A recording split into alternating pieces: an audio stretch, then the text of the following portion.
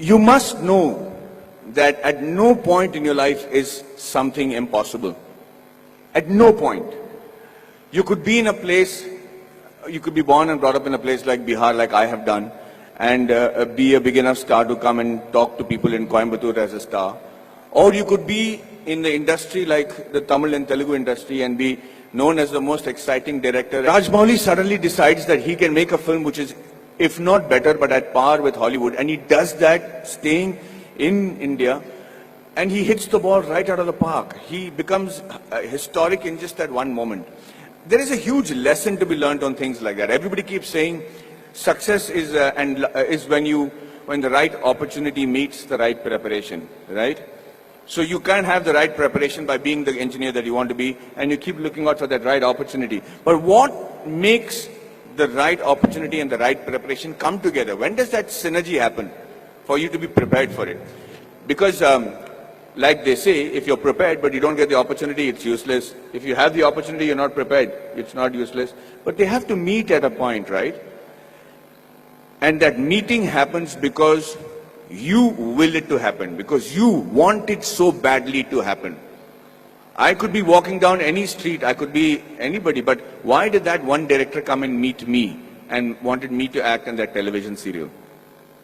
If you look at every next step in my career, I have never prepared for it. I have never imagined that this could happen. I never imagined that Mani Ratnam will call me. How would Mani Ratnam know about a guy who's doing a television series in Bombay without even seeing one episode of mine? So let's come back to that one point that happens, the synergy that happens between the right opportunity and the right preparation.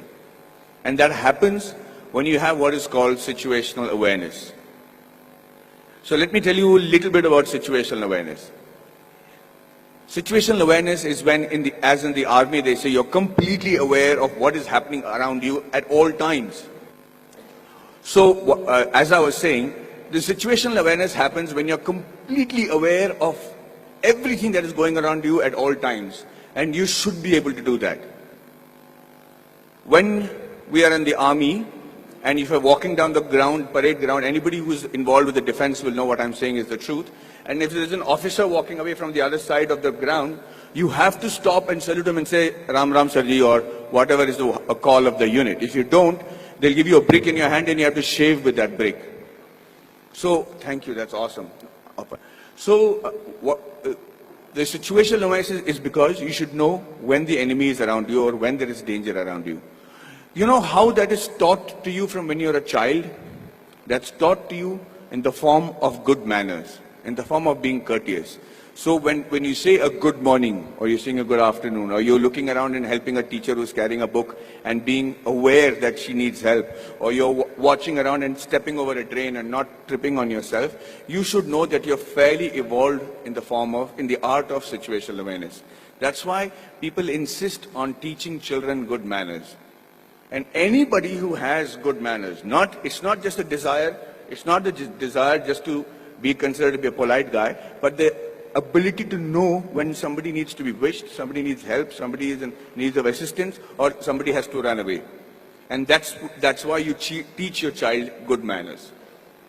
And I will tell you today, from the bottom of my heart, I might not be completely worthy of some of the opportunities that I got, but I grabbed it like hell. And I got those opportunities simply because I was a very well-mannered person. I was able to, and with that manner, with the way you walk, with your gait, the kind of words that you use, it's very common to use normal language when you're friends and everything, but most people don't even have a vocabulary. The reason I started those classes in Kolhapur was so that I had my friends who came to me and said, Maddie, we are very good engineers, buddy. We're really good at what we're doing. But the problem is I can't speak in English, I can't speak in Marathi. So when they come from Tatas and Kirloskars for campus selections, I'm not able to communicate to them. They don't even observe a Kolhapuri boy wearing a terracotta pant and a shirt and wearing chappals and don't even consider that he could be a good engineer. So when I said the fault lies with you guys. He says, you have to break the clutter. Nobody's going to come and say, hey, you know what, maybe you're a good engineer, let me give you a shot. You have to be noticed in that very first instant. And for two reasons. One is that either you should know what is a good profession for you. If you're not able to make an impression, then quickly change it. This is not the be-all and end-all. The engineering or whichever subject that you choose to major in when you're in college does not literally have to be your lifelong profession. But give it a shot. At least know if that is a profession that you really want to pursue and excel in, because that's the only way you'll survive, is if you excel in it. If you excel in it to such an extent that you think, sleep, dream, eat, breathe that particular job. And I do that with acting. And I'm telling you, I do not know what else. I would have been a really bad soldier because I think I'm a really good actor. I'm involved completely, 100% of the time. I'm doing research. If I have free time, I'm going to YouTube and finding out what is a different method of acting. I just do that with a passion. If you're not doing that for your profession, know that you're in a secondary profession. Know that you're doing something which the Lord has not made you to achieve glory in. So you have to give it that shot. Now, what I'm trying to tell you is that Kolhapuri friends of mine who then came to me and I said, okay, let's try and see if we can change that. So at 5 o'clock in the morning, they would come to my room, we'll go to the terrace, and I started teaching them how to present themselves in the interview. Things that I had the good fortune of doing because I had many interviews and many group discussions to attend. And then I started with basic things on how to shake hands, how to look somebody in the eye and speak. How do you introduce yourself? How do you shake hands with a lady as opposed to a man? How do you speak on a phone? What is dining table etiquettes? What's telephone etiquettes? When do you use a shrimp fork or a salad fork or people might think I don't require that. I'm never going to work on those things. I'm doing my father's business. But you never know. That is the preparation that you make to make that quantum leap in your careers. These are basic things. You have to know that. You have to know how to dress correctly. You have to know if you have body odor. You have to know whether you're spitting on people's face and how to stop it when you're speaking. If you don't do these things, ladies and gentlemen, you will be in an average life, doing an average job and living an average life. Having said that, I'm not saying that is wrong. That could be your calling. My father is very happy living that sort of a life because they don't live in extremes. But if you have a passion and if you have a desire to be exceptional, if you have a desire to be seen apart from the crowd, then this is the bare minimum thing you should do. So when these guys went for the interview the next time in Kolhapur, I made it a point to call the Tatas and say, hey, you know what is wrong? Because I am from Jamshedpur, from the Tata Steel town. I knew the officers, I knew the senior gentlemen. I said, sir, you know, these friends of mine are extraordinary engineers. The mere reason why you're not taking them is because they don't know how to present themselves in English.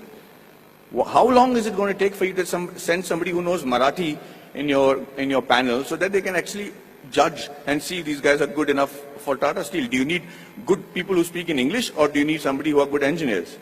And he agreed. He actually sent people from Maharashtra, and for the first time in the history of Kolhapur, we had 5 guys getting into Tata Steel and Kirloskars. And I just wanted to say that I'm not taking credit for it. I just felt bad because it is just a small 3-day push that they required to achieve that. So when they were interviewed, they said 4 years of learning engineering one side, and those 3 days with Maddie, we became engineers and successful today because of those 3 days. And what I am teaching you is nothing extraordinary. It is simple stuff. It's the norms. It's the way of the world. So yes, we are all radicals here. I mean, you guys are very awesome students. You're sitting there quietly listening to me. We used to make a ruckus if somebody came to give a speech. But the idea is that you have to connect to the audiences that you're speaking to. Public speaking and group discussion skills can be taught in 15 minutes. I used to challenge my students that I should say, I will hold each and every one of your attention for 15 minutes because I will say such relevant stuff that you will be forced to pay attention to me.